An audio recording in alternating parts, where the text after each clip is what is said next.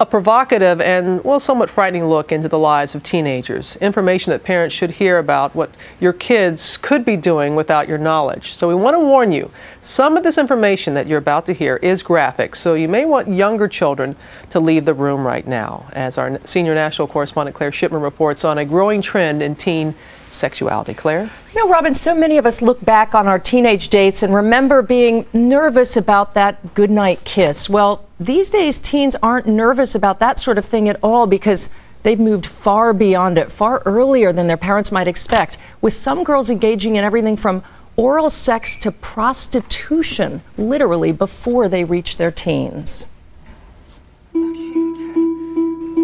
They're typical teenage girls from good middle-class families, but to hear them speak will shock you.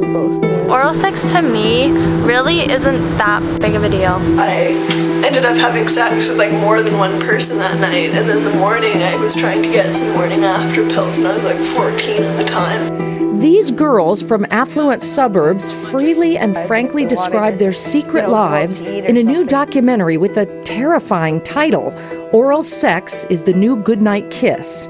Canadian filmmaker Charlene Azam spent 4 years gaining their trust. Do you literally think oral sex has become as commonplace as kissing for teens? If you talk to teens, they'll tell you it's no big deal. In fact, recent statistics cite that more than half of American teenage girls between the ages of 15 and 19 have engaged in oral sex. But Ms. Azam says those numbers are conservative. In fact, they don't even consider it sex. They don't consider a lot of things sex, which is how much has changed in just, a generation, where something as intimate as oral sex can be nothing. What about some eyeshadow or something? Well, you can do Her film is a troubling window into a horrifying reality no parent can imagine.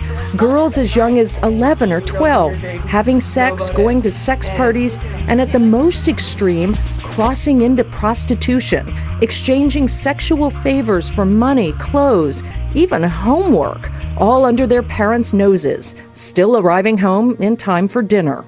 Parents don't want to know. They don't want to know. They don't want to know because they don't really know what to do. I mean, you might be prepared to learn that at 12 your daughter has had sex, but what are you supposed to do when your daughter has traded her virginity for $1,000 or a new bag? 5 minutes and I got $100, right? If I'm gonna sleep with one of them anyways because they're good looking, then why not get paid for it, right?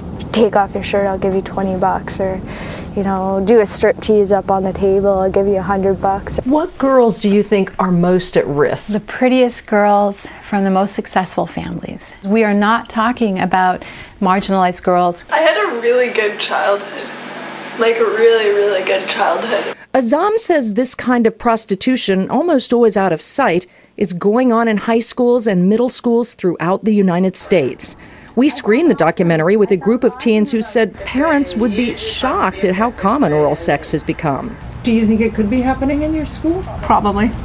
I think there's very much trading for relationship favors almost, like, you need to do this for me to stay in this relationship. Do you have friends who might be doing things like this, trading sexual favors? There's a lot of social pressure, especially because at our age, a lot of girls just want to be in a relationship, I think, and they're willing to do almost anything. Is somebody a virgin if they've just had oral sex?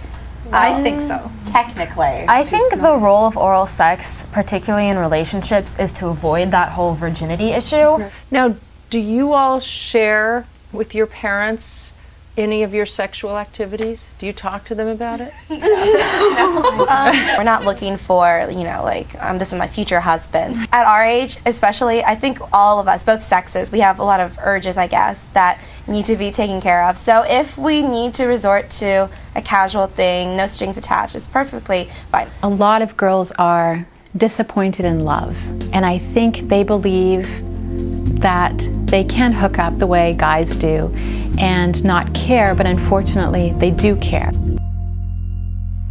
Well, Claire, a lot of parents are watching this morning and just saying, what if my child is involved in this? How do they know their child is involved? Well, one suggestion is, just be smart about it. If your daughter's coming home with 10 new sweaters, designer handbags that she can't afford, you can't afford, that's a sign. You have to investigate that stuff. Don't put your head in the sand. And how can parents get ahead of this?